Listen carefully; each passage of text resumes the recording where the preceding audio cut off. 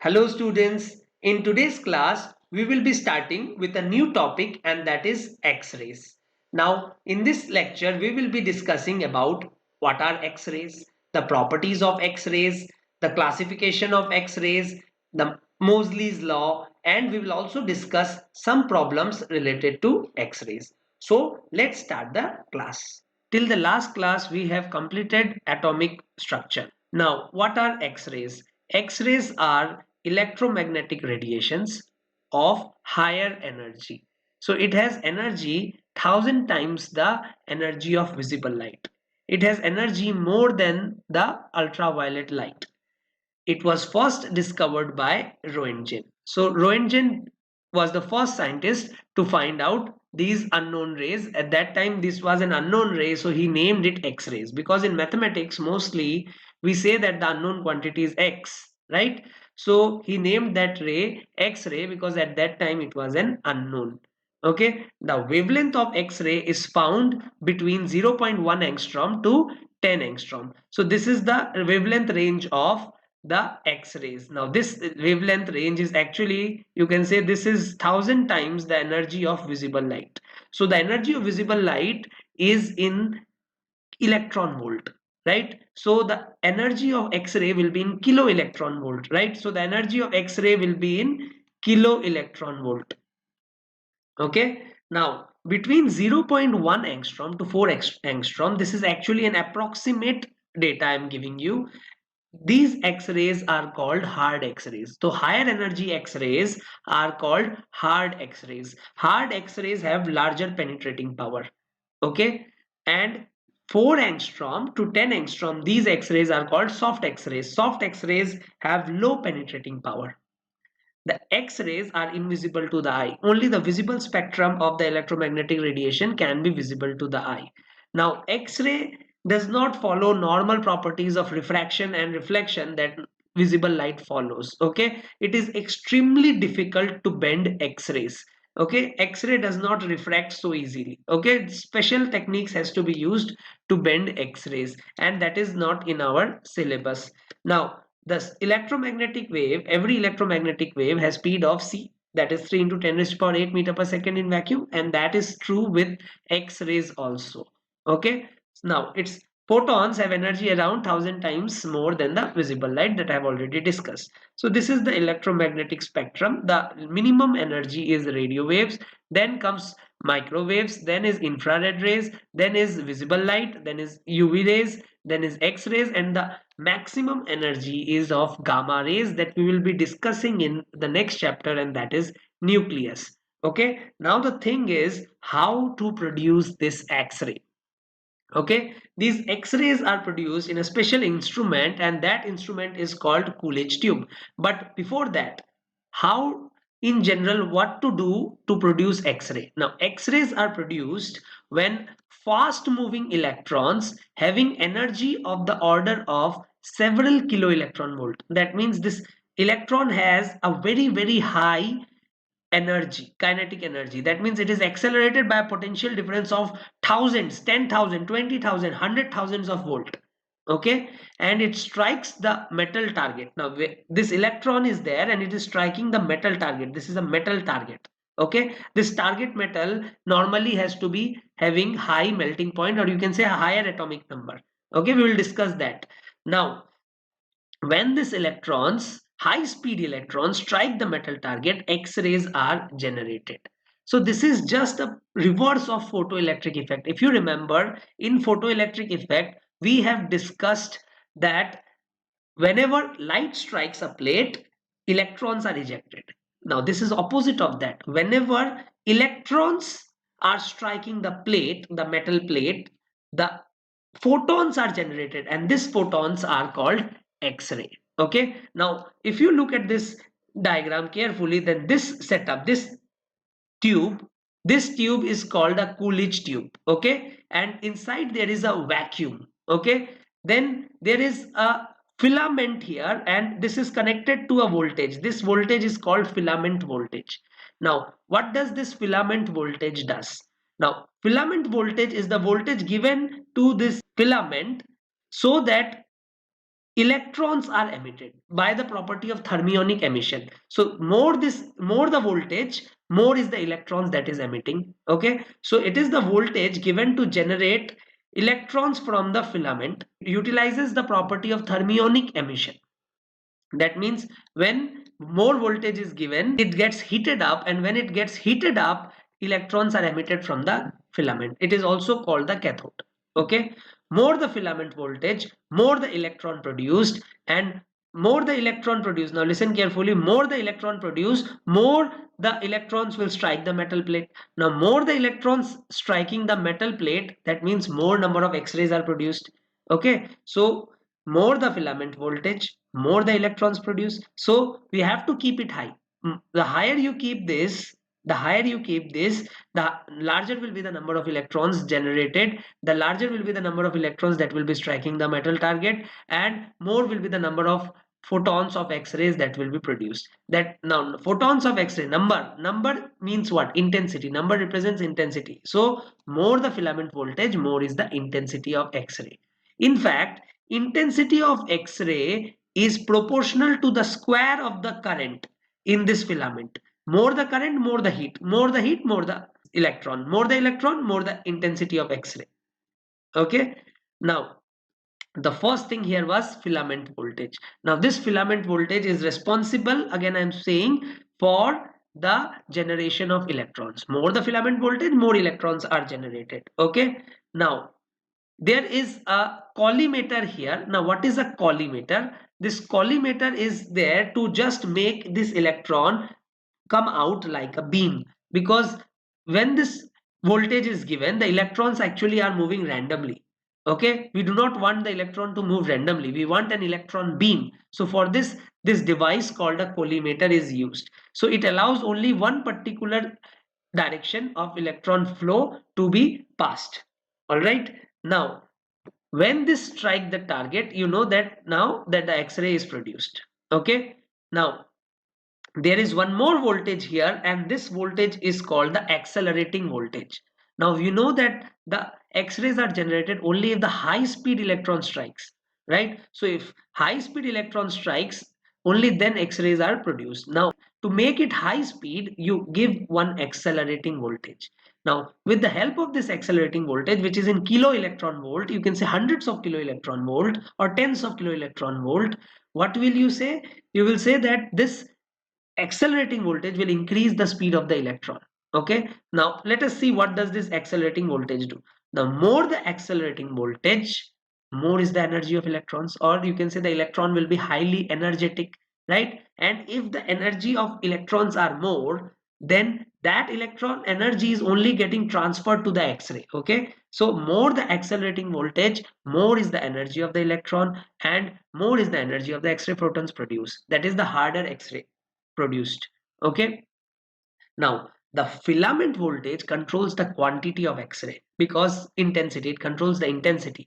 But accelerating voltage controls the quality of X-ray, because from one electron one photon will be generated. If one electron has higher energy, then the photon will have higher energy. That means harder the X-ray, that means better quality X-ray. Okay, so accelerating voltage controls the quality of X-ray, and the filament voltage controls the quantity of X-ray. Okay, so now there is one more thing that is given here, is there is a copper rod and a copper block. Now when this electrons strike, a huge amount of heat is generated. Now when this heat is generated, there is a chance that this will melt. Okay, the metal will melt. Now if metal melts, then this instrument means this setup will be of no use. Okay, so what they do is, this copper rod is there, and what it does is it helps in the transfer of heat from this metal to the copper rod, so that some amount of heat from here is getting transferred. In fact, there is a water exchanger here also. Sometimes water exchanger is also used. Now what does this water exchanger do is, it takes cold water from here, okay, and it takes the heat from this metal target, and it becomes hot and it leaves. Okay, so that heat generated here can be controlled. Okay, so hot water is leaving and cold water is entering. So this is the function of a heat exchanger. Okay, so now again I'll repeat, how is X-ray produced? X-ray is produced when an electron beam strikes a metal target.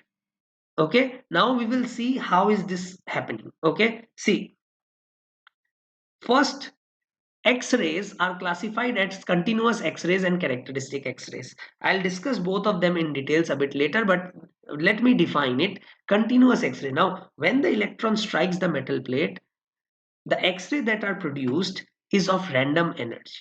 That means all types of energy, more than one threshold energy is available.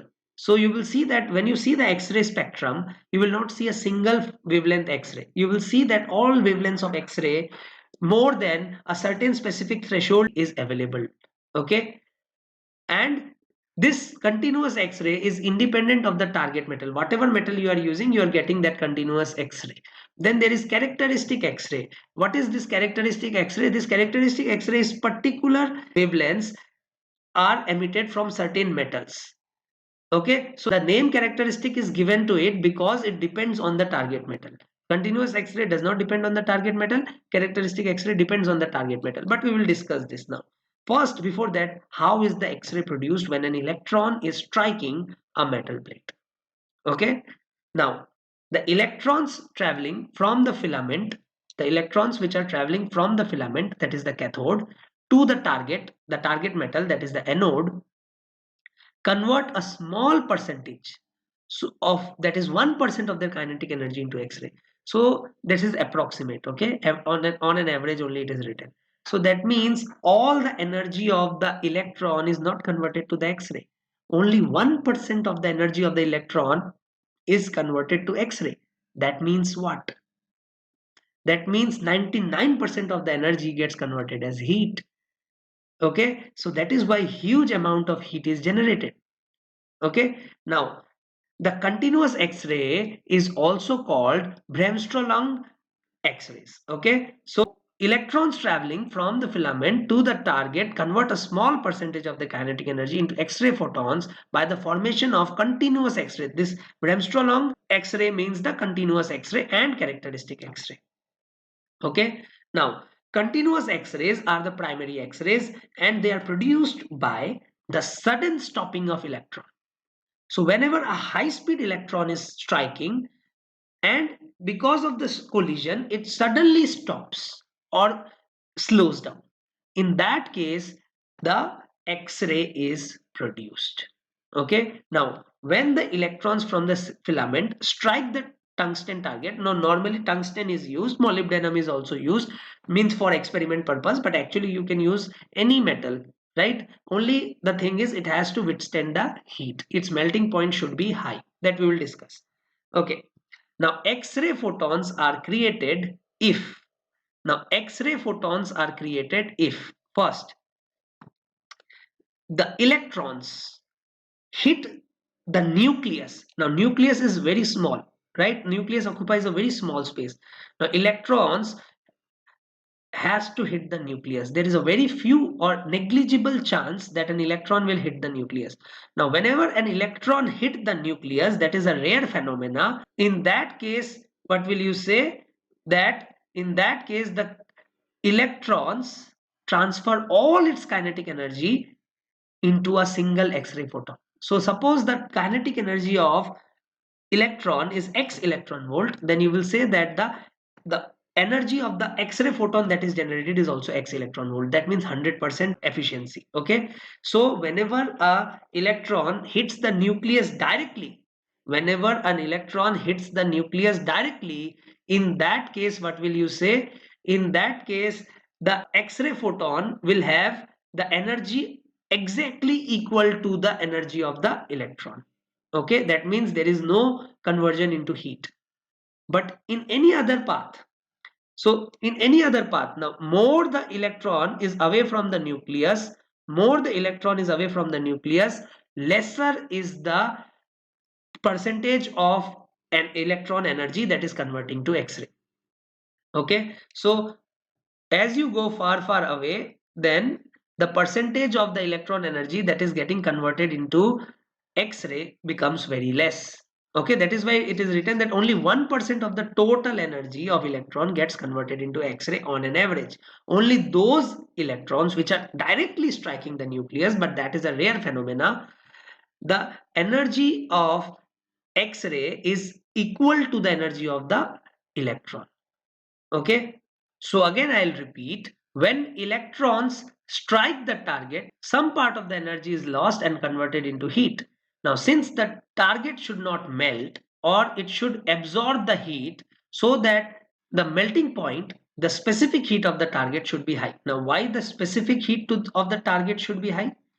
The specific heat is high, that means what? So this is the target, the specific heat is high means what? See, delta Q is equal to ms delta T. Now, if the specific heat is high, then for a given amount of heat, the rise in temperature will be less. So that is why the specific heat should be high. In fact, the conductivity should also be high.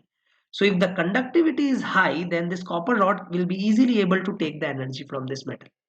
Okay, so what will you say is, for this target you must have a high melting point, you must have high conductivity, and you must have high specific heat. So I'll write it again for you.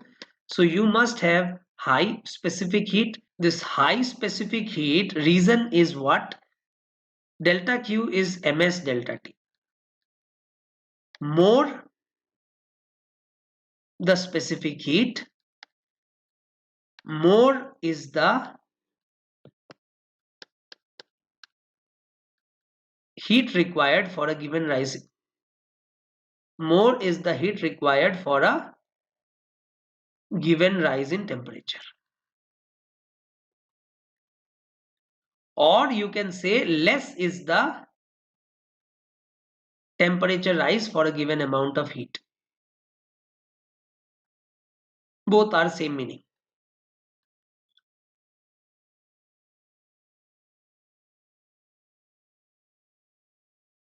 Okay, so now the copper rod, I have already told you why we are using the copper rod, is attached so that heat produced can go behind and it can absorb heat and target does not get heated very high. Okay, so again I have written here, for more energetic electron we increase the accelerating voltage, and for more number of photons, that is to increase the intensity of X-ray, we increase the filament voltage.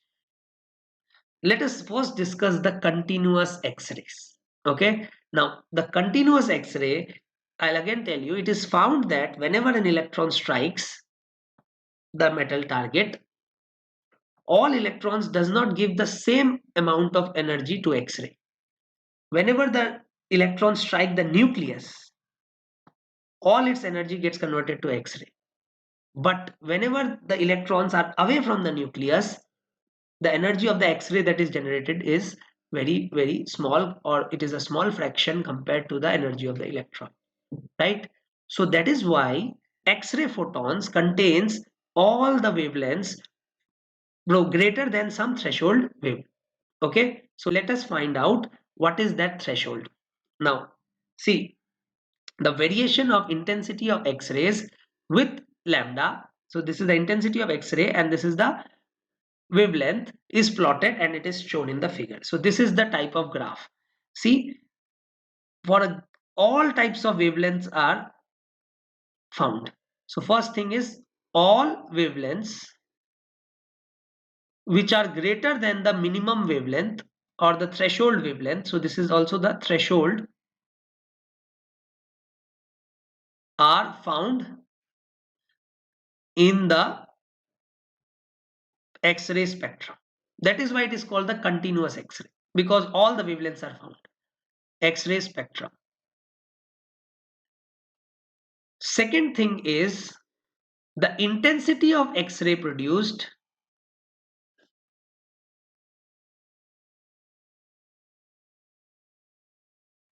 is different for different wavelengths.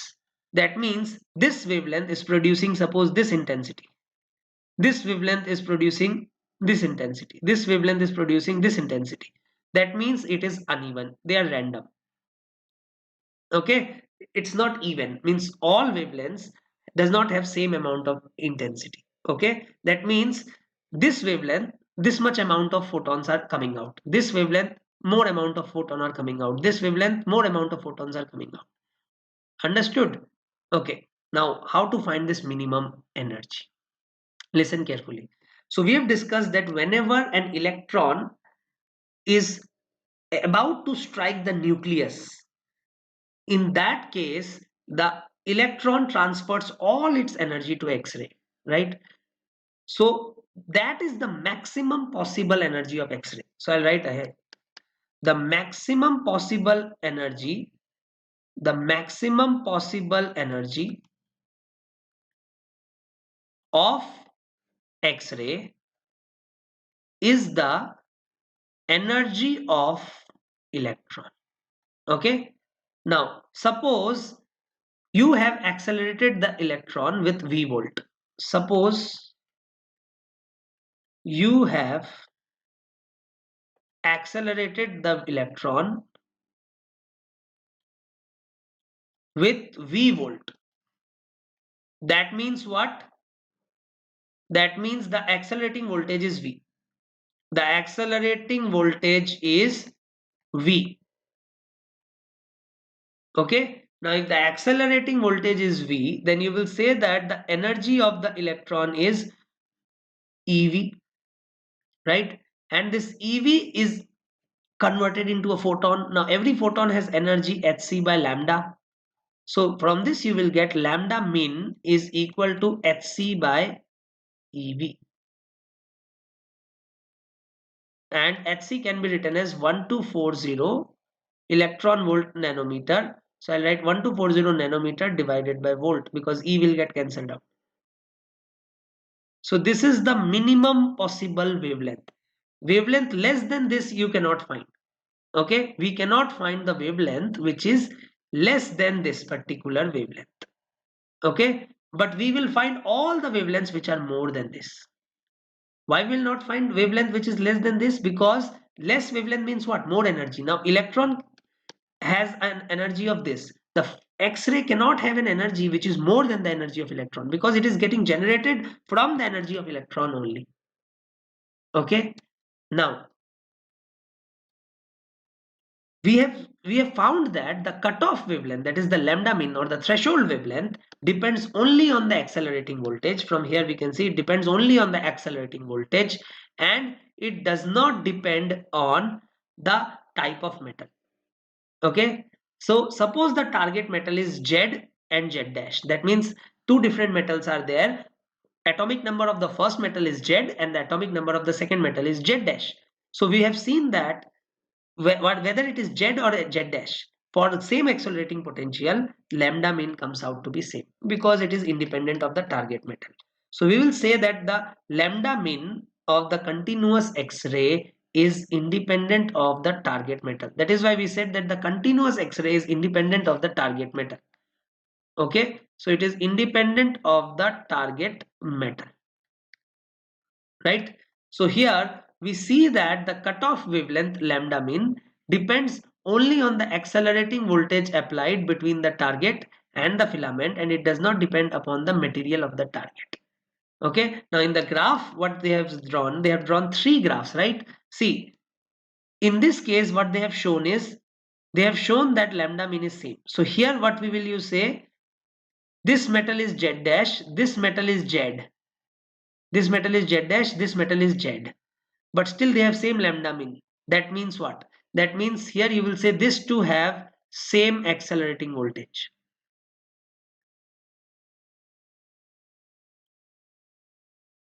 Okay, but if you look this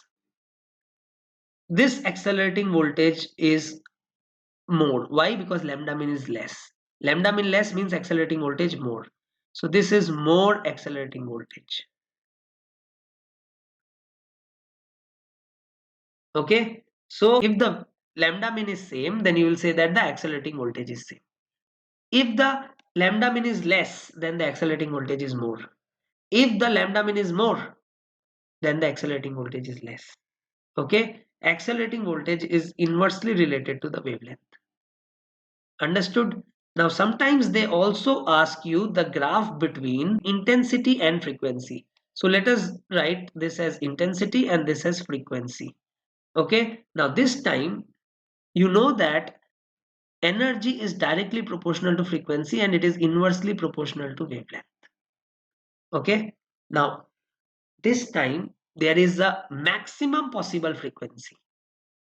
If there is a minimum possible wavelength, that means there is a maximum possible frequency. So in that case, the graph becomes like this. Okay, this is the maximum possible frequency. Now we have drawn the intensity for maximum frequency to be 0. Why? Because it is rarely possible that an electron gives entire energy to the X-ray photon. Huge amount of energy is lost as heat. We have already discussed that. Okay, this graph also shows the same thing, that is, for every frequency which is less than the maximum frequency, there is a particular intensity. It is showing you that the spectrum is continuous. All types of frequencies are available provided that which is less than the maximum frequency. Okay, now an X-ray tube operates at 20 kilovolt. A particular electron loses 5% of its kinetic energy to emit an X-ray photon at the first collision. Then find the wavelength corresponding to this photon. So the X-ray tube is operating at 20 kilovolt. So that means the energy of electron is 20 kilo electron volt. Okay, or you can say 20,000 electron volt. Now the 5% of this energy is utilized to convert into an X-ray photon. So the 5% of 20,000 is how much? 5 by 100 into 20,000. So from this we will get 1000 electron volt. So 1000 electron volt is the energy of the X-ray emitted. Now what is the wavelength they are asking? So the wavelength will be E is equal to hc by lambda. So that means lambda will be equal to 1240 divided by 1000 nanometer. That will be equal to 1.24 nanometer. Okay. Now we will start with characteristic X-rays. Now in the continuous X-rays, we have seen that all types of wavelengths greater than some threshold or the cutoff wavelength is emitted. Okay. But now we will discuss characteristic X-rays. Now whenever a high-speed electron is striking an atom, sometimes what happens is an electron from either of the K shell, L shell, M shell or N shell is knocked off. That means when a high-speed electron is striking this atom, there was an electron here and this electron gets knocked off. Okay, creating a vacancy here. Okay, now if a vacancy is created, then an electron in the higher orbit is more unstable compared to the electron in the lower orbit, right? So the electron in the higher orbit gets an opportunity to jump into this orbit. Why? Because there is a vacancy created here. Now if the electron jumps from this orbit, there is a transition. Now in any atomic transition, radiation is emitted. We have seen that in hydrogen atom. Whenever there was a transition from one orbit to other orbit, there was a radiation emitted. So in the same case here also it is a higher atom, but whenever there will be a transition from higher shell to lower shell, you will say that radiation will be emitted. Now this radiation is called the characteristic X-ray. Okay. Now, characteristic X-ray emission occurs when an energetic electron collides with the target and remove an inner shell electron. It can be any inner shell electron. It can be a K shell electron. It can be a L shell electron. It can be a M shell electron, or it can be a N shell electron. Okay. Now the vacancy created in the shell is filled when an electron from a higher level drops into it. Now electron from a higher level wants to drop into a lower level to increase its stability. Okay. Now we know that in any atomic transition, radiations are emitted, right? The electromagnetic wave emitted when there is a transition of electron in higher atoms is called characteristic X-ray. So these rays that are generated, these radiations that are emitted are called characteristic X-rays. Okay. Now naming of characteristic X-rays. So if an electron is knocked off from K shell, if an electron is knocked off from K shell, so the electron is knocked off from K shell and a vacancy is created, then the electron can jump from here to here, or the electron can jump from here to here, or the electron can jump from here to here, right? So if electron from L shell jumps, if electron from L shell jumps, then you will say this X-ray is called K alpha X-ray. So that means whenever an electron is knocked out from K shell, then the naming will be K rays. Now, if it is from L to K, then you will say that it is K alpha X-ray. If the electron jumps from M shell,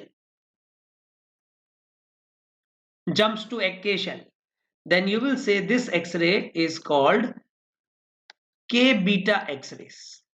So this type of X-rays are called K beta X-rays. Okay. Now, similarly, if the electron jumps from N shell to K shell, then it is called K gamma X-ray. So if electron jumps from N shell, this X-ray is called K gamma X-ray. Okay, so this is called K gamma X-ray. Now, similarly, if electron is knocked off from L shell, if electron is knocked off from L shell, then M to L transition, you will say that this is L alpha X-ray. So characteristic X-ray is named after the shell from which the electron is knocked off. So M to L, L alpha X-ray, N to L, L beta X-ray. Okay. Similarly, if electron is knocked off from M shell, then N to M is M alpha X-ray. So this is how you name a X-ray. If the electron is knocked off from K shell, then you will say K alpha, K beta, K gamma. If the electron is knocked off from L shell, you will say L alpha, L beta. If the electron is knocked off from M shell, you will say M alpha X-ray. Okay. Now, the energy of the X-ray emitted is equal to the energy difference between the two shells. Okay, this is same as Bohr model. Everything is same. Okay. Now, the wavelength of the emitted rays will be equal to the Hc upon energy difference. Okay. Now, since the energy difference between two orbits is a characteristic of a metal, we will say that the X-ray emitted is a characteristic of a metal. Now, since the energy of the characteristic X-ray is equal to the energy difference and it is fixed for a given metal, we can say that if we know the characteristic X-ray, we can determine the metal, because the energy difference is fixed for a given metal, right? So if the energy difference is fixed for a given metal, that means the characteristic X-ray is fixed for a given metal. So if you know the characteristic X-ray, that means you know the metal. So characteristic X-ray is a property of a metal, and this property is used to identify unknown metals, or you can see it is used to identify impurity in a given metal or ores. Okay, metallic ores. Now, since the energy of the characteristic X-ray is equal to the energy difference and it is fixed for a given metal that we have already discussed, we know that energy difference between two successive energy levels keeps on decreasing as we move towards the higher shell. This is the same thing that we have discussed in Bohr model also. as we go to the higher orbits, the energy difference between the successive orbits keeps on decreasing. So here also the energy difference between K and L shell will be more compared to L and M, and then compared to M and N. So the energy of K alpha line has to be greater than the energy of L alpha line, has to be greater than the energy of L alpha line. Now if energy is greater, wavelength will be smaller, because energy and wavelength are inversely related. So you will say that the wavelength of K alpha is less than the wavelength of L alpha is less than the wavelength of M alpha. Okay. Now if you want to compare between K alpha line, beta line and gamma line, then this is the K alpha line, this is the K beta line, and this is the K gamma line. Then obviously the energy difference between these two orbits is maximum. So the energy of K gamma line is maximum. So I'll write energy of K gamma is greater than the energy of K beta is greater than the energy of K alpha. Similarly, the wavelength of K alpha will be greater than the wavelength of K beta will be greater than the wavelength of K gamma, because energy and wavelength are oppositely related or inversely related. Okay. Similarly, if you look at the L lines, so this is L alpha and this is L beta. So clearly L beta energy is more than the L alpha energy. Okay. But wavelength will be opposite. That means wavelength of L beta will be less than the wavelength of L alpha. Now, suppose it is given that the wavelength of K alpha, K beta and L alpha line are lambda 1, lambda 2 and lambda 3, and the frequency are F1, F2 and F3. Then we need to find the relation between them. Now, this is KLM.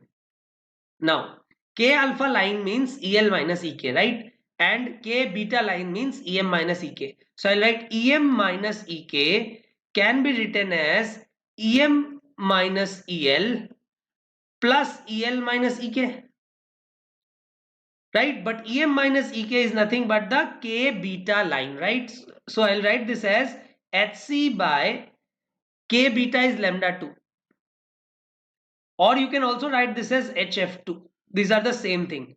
Is equal to, now EM minus EL is the L alpha line, right? Now L alpha line has the wavelength lambda 3 and frequency F3. So you can write this as HC by lambda 3, and you can also write this as HF3. Similarly, EL minus EK is the K alpha line, and K alpha line wavelength is lambda 1 and frequency is F1. So I'll write here HC by lambda 1, and here I will write HF1. So from this we will get 1 by lambda 2 is equal to 1 by lambda 1 plus 1 by lambda 3, and F2 is equal to F1 plus F3. So these are the relation between the wavelength and frequency. Now let us again look at this lines. So if the transition is from 2 to 1, then you will say it is a K alpha line.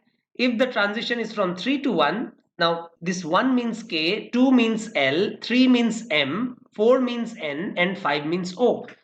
So if the transition is from 3 to 1, then you will say it is a K beta line. If the transition is from N to K, you will say it is a K gamma line. Okay. Similarly, if the transition is from 3 to 2, that is M to L, you will say it is an L alpha line. If the transition is from 4 to 2, that means N to L, you will say it is a L beta line. And in this way it is continuing. Okay. This we have already discussed the naming of the characteristic X-rays.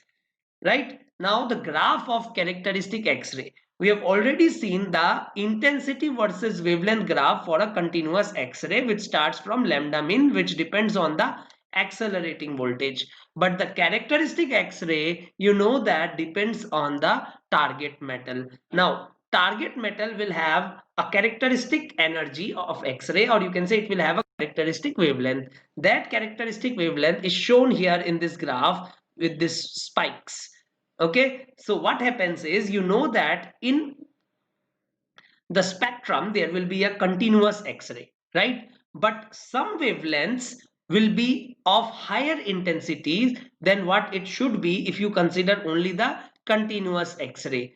Now why are these wavelength intensities higher? These wavelength intensities are higher, lambda 1, lambda 2, lambda 3, lambda 4. Why is it higher?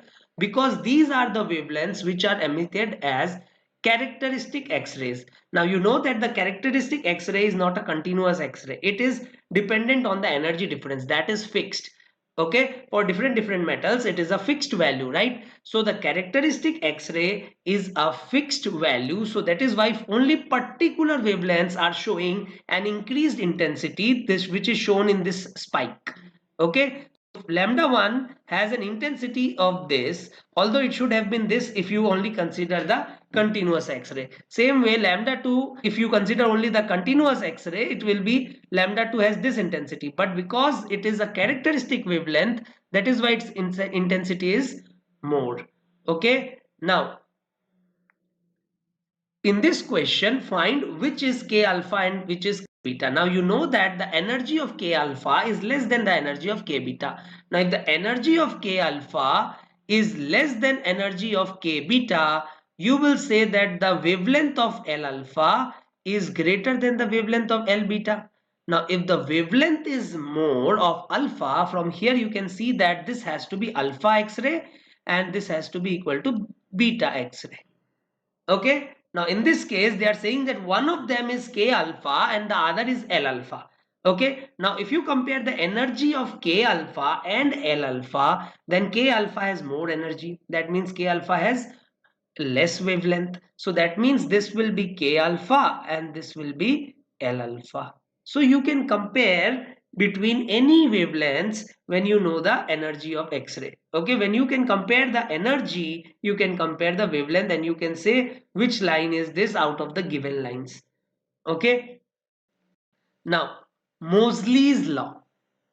Okay, so we have already discussed Rydberg equation in atomic physics. Now what is Rydberg equation? Rydberg equation is 1 by lambda is equal to r into z square into 1 by n1 square minus 1 by n2 square. Now this is for a hydrogen atom or a hydrogen like atom, right? This is for a hydrogen like atom. Now for higher atoms, because here also we are studying in Moseley's law, we are studying the characteristic X-rays. Now characteristic X-ray is the transition or X-ray emitted because of the transition, and Rydberg equation is also the energy emitted or the radiation emitted due to transition. Okay, so there is a similarity. The only difference here is when we are discussing Moseley's law is that this is a higher atom and it is not a hydrogen like atom. Okay, now Moseley said that the Rydberg equation, which was for hydrogen-like atom, can be used in higher atoms also, provided instead of Z, we use the effective nuclear charge. Okay, so he said that 1 by lambda is equal to R into Z effective square into 1 by n1 square minus 1 by n2 square, where n is the principal quantum number. Now for K shell n is 1, for L shell n is 2, for M shell n is 3, for N shell n is 4, for O shell n is 5. It continues like this. Okay, now what we will do is, because Moseley did not give this law in this form, he modified it, right, to make a straight line. So what he did was, see, he multiplied both sides by C. So when you multiply both sides by C, you will get C by lambda is equal to RC into 1 by N1 square minus 1 by N2 square into Z effective square. Now this Z effective, I'll write it here, is the effective nuclear charge. Okay, so Z effective is the effective nuclear charge. Now, just take root both sides. When you take root both sides, you will say root C by lambda is equal to root RC into 1 by N1 square minus 1 by N2 square into Z effective. Okay, into Z effective because we have taken the root, right? Now, C is equal to lambda F. Now, if C is lambda F, C by lambda is F. So, root C by lambda is root F. Okay, so this is the value of root F, and root F is equal to root over RC into 1 by N1 square minus 1 by N2 square multiplied by Z effective. Now this Z effective is the effective nuclear charge of the metal, and this is calculated by Slater's rule that you have studied in chemistry, right? Now this law, when you modify it like this root F is equal to, this is a constant for a given line. This is a constant and we will name this A. Okay, this is A, is equal to Z effective is equal to Z minus B. Now this Z effective, again I'll say Z effective is Z minus B. Now this B is the shielding constant that you have studied in chemistry, or the screening constant. Okay, so Moseley gave his famous law as root F is equal to A into Z minus B, right? Where A is this root over RC into 1 by N1 square minus 1 by N2 square, and this Z effective is Z minus B, where this B is the shielding or screening constant, which is calculated using the Slater's rule. Okay, now there is one more thing here, and that is this constant A and this constant B. Both these constants are metal independent constants. Both these constants are metal independent. They do not depend on the metal. It's not a absolute constant. It does not depend on the metal, but it depends on the lines. Okay, when you change the value of N1 and N2, you will change the value of A. When you change the means line, that is K alpha, K beta, L alpha, L beta, you will change the value of the screening constant. Okay, so A and B are metal independent constants, but they are not exactly absolute value. They depend on the line. They are metal independent means, for suppose for K alpha line. For K alpha line, the value of B is fixed whether you take any metal. Similarly, for K alpha line, the value of A is fixed whether you take any metal. Okay, now you have to remember this. For K alpha line, the value of B is 1. Mostly they will ask you K alpha line only, but sometimes they can also ask you L alpha line. So for K alpha line, the value of B is 1, and for L alpha line, the value of B is 7.4. Okay, so B for K alpha is 1 and B for L alpha is 7.4. Okay, now for K alpha line, now what is A? Now A is, you have to remember this. What is this A in this Moseley's law? You have to remember the Moseley's law. Root F is equal to A into Z minus B. Okay, where A is root over RC into 1 by N1 square minus 1 by N2 square. Now for K alpha lines. So first for K lines now. K lines will always start from 1 to N, right? Because K line starts from K shell. So for example, K alpha is 2 to 1, right? K beta is 3 to 1. K gamma is 4 to 1. Okay. So K alpha line, for any general K line, N1 will be 1 and N2 will be any N. Okay. N can be 2, 3, 4, 5, whatever. Okay. So K alpha line, A is root over RC into 1 by N1 square. Now N1 is 1, so I'll write 1 by 1 square minus 1 by N square. Okay, now from this you will see that as N increases, the value of A also increases. Okay, that means that K gamma will have more value of A, K beta compared to K beta, and then K alpha will have the minimum value among these three lines. Similarly, for L, you will say that root over RC into 1 by N1. This time N1 will be 2. For L lines, N will start from 2. So 1 by 4 minus 1 by N square, where N can be 3, 4, 5, 6, whatever, higher lines. Okay, so again you will see that as N increases, the value of A increases. So A of L beta is greater than L alpha.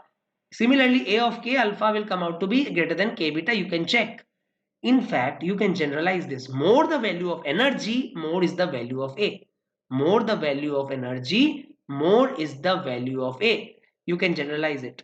Okay. So again, I will tell you what is Moseley's law. Moseley's law is root F is equal to A into Z minus B, where A and B are two constants, which are not absolute constants, but they are metal independent constants. They depend on the line. They depend on the line. Which line is it? Okay. Then why did Moseley write this equation in the form of root F is equal to A into Z minus B? Because this becomes a straight line. At that time, it was easier to plot the straight line. So he plotted the graph between root F and Z. Okay. He plotted the graph between root F and Z, or root F can be written as root C by lambda and Z. Okay. Now what is this F? F is the frequency of the characteristic X-ray. Okay, so he took different metals. He did not take all the metals, but he took different metals, and he found that for this metal, suppose value of root F comes out to be this. Now for this metal, he was changing the metal continuously so that he could plot. Okay, so for this metal the value of F was this. Okay, the value of F was different for different metals, but he found a similarity, and that was all the points connected to form a straight line. And using this straight line, actually he formed this equation, and this equation corroborated with the Rydberg's equation. Okay, now see, if this is a very important point that I'm saying, see, if you are plotting, suppose for K alpha X-ray, then for every element you have plot the K alpha line only. Suppose you are plotting K beta X-ray, then for every element here you have to plot the K beta line only. That means you have to write the frequency of K beta line only. This is a general graph. This F can be frequency of any type of characteristic X-ray, but for all elements that characteristic X-ray has to be same. So if you are taking for one element K alpha, then for other element also you have to take the K alpha only, then the plot will be a straight line. Otherwise this plot will not be a straight line. Okay. Now if you look at this equation again, root F is equal to A into Z minus B. Z is the atomic number. Okay. So from this you will get the slope is equal to A. So this angle tan theta, the slope is equal to A, and the y-intercept is equal to minus AB. Okay, so Moseley's law, Moseley basically plotted the graph between root F and Z, and he's found out that this is approximately a straight line. Okay, and with this he also found out the equation which actually corroborated with the Rydberg's equation. Now this graph gives the frequency of a characteristic X-ray for different values of Z. We have seen that for different values of Z, you can see what is the value of root F. Now, once you get the value of root F, obviously you will get the value of frequency. You just have to square it. Okay. Now, from this point, you can also see that more the Z, more is the frequency. More the Z, because this is a linear relation, although not directly proportional, but it is a linear relation, right? So if you increase Z, you will increase the frequency of the characteristic X-ray. That is why when we discussed Coolidge tube experiment, we have written that we should use higher elements. Okay, why we should use higher elements? Because higher elements gives more frequency X-rays. Okay, more frequency X-rays means the harder X-ray. So higher the element atomic number, more is the frequency of the characteristic X-ray. That means harder is the X-ray. Okay, so more the Z, more the frequency, harder the X-ray, or you can say less the wavelength. Now, in this question, find in Z1 and Z2 which is greater. Okay, so from here we can see that the voltage lambda min is same. Now lambda min is same, that means accelerating voltage is same, because accelerating voltage does not depend on Z. Okay, so you will say that the accelerating voltage is same. Okay, so you will say the accelerating voltage is same because lambda min is same, because lambda min is same. They have given you for K alpha line of Z1 and K alpha line of Z2, the K alpha line of Z1 is less, means the wavelength of the K alpha line of Z1 is less. Now if the wavelength of K alpha line of Z1 is less than wavelength of Z2, that means the energy of Z1 is more than the energy of the K alpha line of Z2. Okay, now you know that energy is directly related with the atomic number. How? By Moseley's law. Root F is equal to A into Z minus B. More the Z, more the frequency. More the frequency, more the energy, right? So that means Z1 has to be greater than Z2 because Z1 has less wavelength of K alpha. If less wavelength means more energy. More energy means Z is more. Okay. In this question, Moseley's law for characteristic X-ray is root nu is equal to A into Z minus B. Then in this formula, you need to tell me what are the correct options? Both A and B are independent of the material. A is independent but B depends on the material. B is independent but A depends on the material. Both A and B are dependent on the material. So you know that A and B are both independent of the material. In this question, it is given that a cobalt target is bombarded with electrons. So you have a cobalt target which is bombarded with electrons and the wavelength of the characteristic spectrum are measured. But along with the spectrum of the cobalt metal, you get a second fainter characteristic spectrum also because there is an impurity in the cobalt metal. Then the wavelength of K alpha lines of cobalt are this and the impurity is this. Then what is the impurity? Now you will use the Moseley's equation. You will say root over C by lambda of cobalt, okay, is equal to A into Z minus 1. Now cobalt, what is the Z of cobalt? Cobalt is 27, right? So 27 minus 1 divided by A into Z minus 1. Because K alpha line, for K alpha line, you know that B is 1. This is B, right? B is 1. And A is same for K alpha line for both. So we will cancel this, right? So I have directly taken the ratio, okay? So ratio of this is root F of cobalt and this is root F of the impurity is equal to A into Z minus B divided by A into Z minus B. So from this A got cancelled out and I will write it like this: lambda of impurity divided by lambda of cobalt is equal to 26 divided by Z minus 1. Now when you put the value of impurity is 143.5 divided by 178.9, you will get Z is equal to 30. That means zinc. Okay, so the answer will be zinc. Now in this question, find the constants A and B from the Moseley's equation. So we have to find the constants A and B. So now we will not use the value that is known to us. Okay, we will find using these relations only. So you know that root nu can be written as root C by lambda and the wavelength of the K alpha X-ray for molybdenum. So lambda of molybdenum is equal to A into molybdenum Z is 42 minus B. We will not write B as 1 here, okay, because because it is given that A and B are unknown and you have to find the experimental value, okay.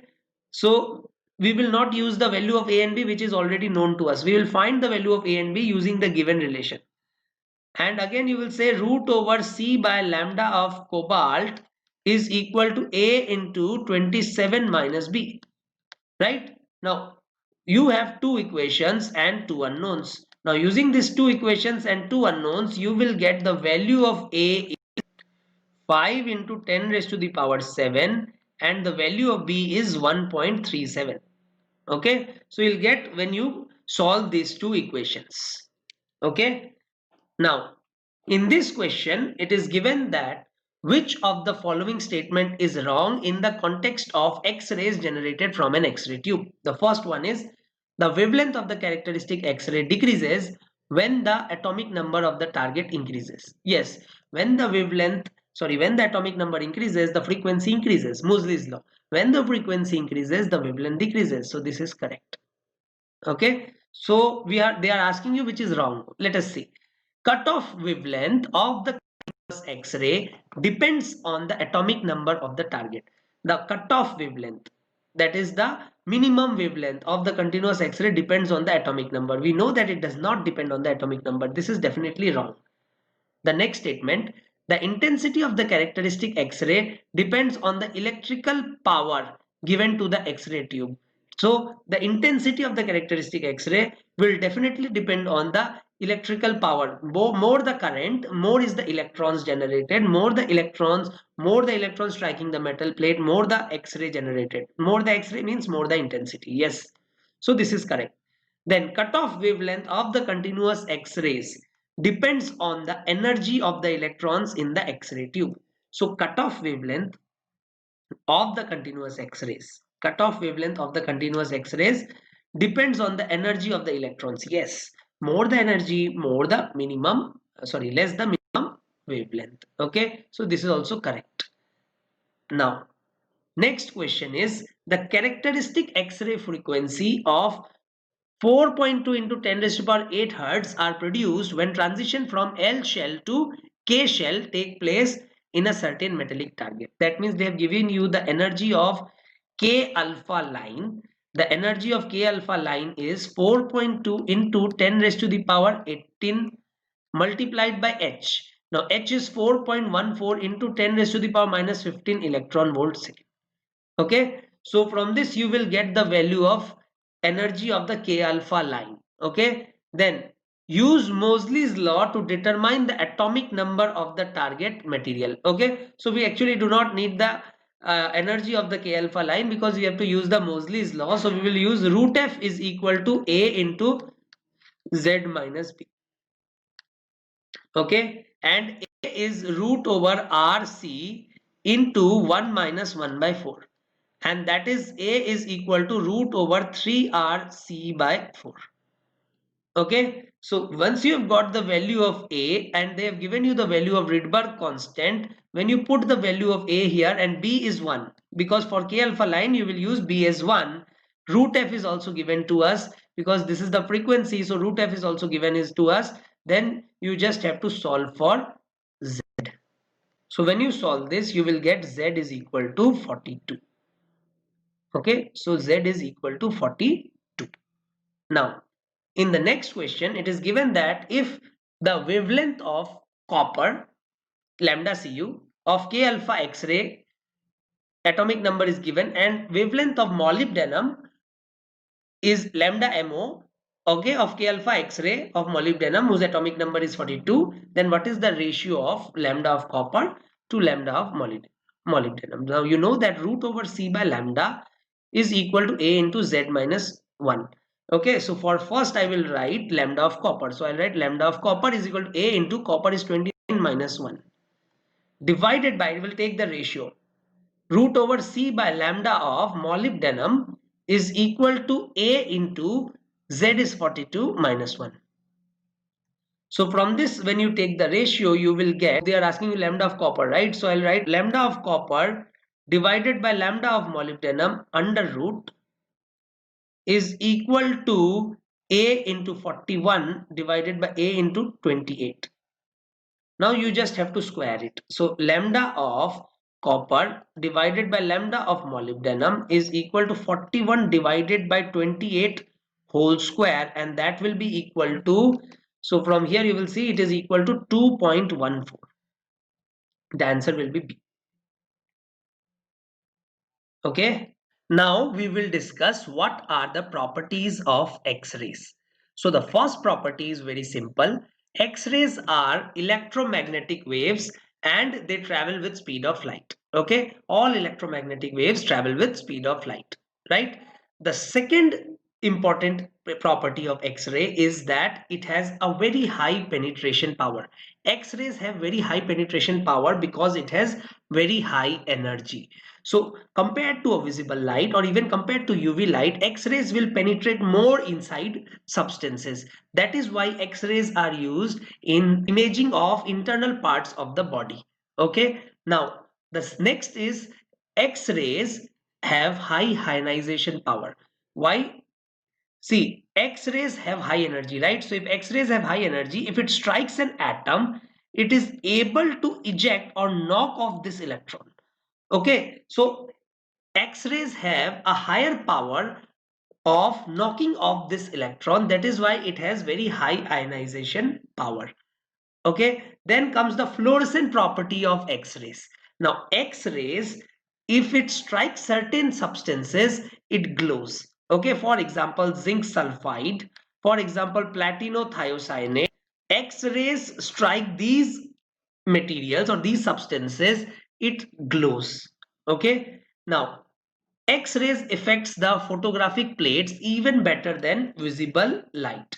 Then it is almost impossible to bend X-rays, or you can say X-rays does not follow the property of refraction. It follows almost all other properties of waves or all other properties of visible light, but it does not follow the refraction property of visible light. So these are some of the important properties of X-rays. Now we will discuss the absorption of X-rays. Now, whenever X-ray is passing through some matter or any substance, it gets absorbed. If it is getting absorbed, that means its intensity keeps on decreasing as it moves.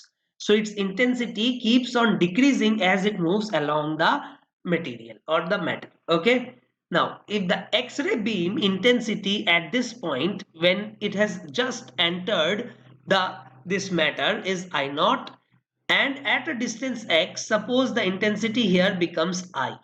Okay, at a distance x, its intensity becomes I.